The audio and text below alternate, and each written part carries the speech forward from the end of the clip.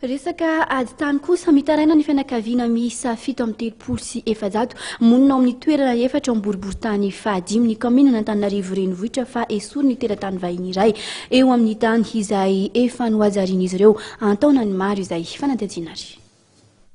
Velaran-tany 100 hektara amin'ny toerana efatra amin'ny boriborintany fahadimy dia Amorinankona, Morarano Sud, Soamanandrariny ary Ankarobato no voakasiky ny ady tany mampifanolana fianakaviana miisa 7 amina mpanjara-vahiny teratany karana iray.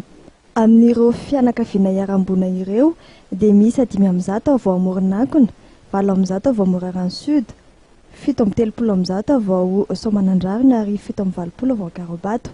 Nambaran'ireo fianakaviana fa nanajary tao anatin'ny 50 taona ny tany izy ireo. Etsy andany ilay karana tompony orinasa iray ny toerana dia milaza ho tompony tany rehetra ary nanambara fa misoratra amin'ny ara-dalàna ny tany ka efa nandeva fampilazana amin'ny anesorana ireo fianakaviana izy.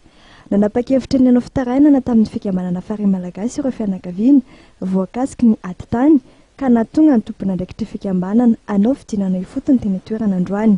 Napetraka nanomboka androany teny amin'ny tribonaly ambaratonga voalohany ary ny fangatahana azon'ireo fianakaviana ny prescription acquisitive izay fomba iray ahafahan'izy ireo misoratra ara-dalàna amin'ny tany.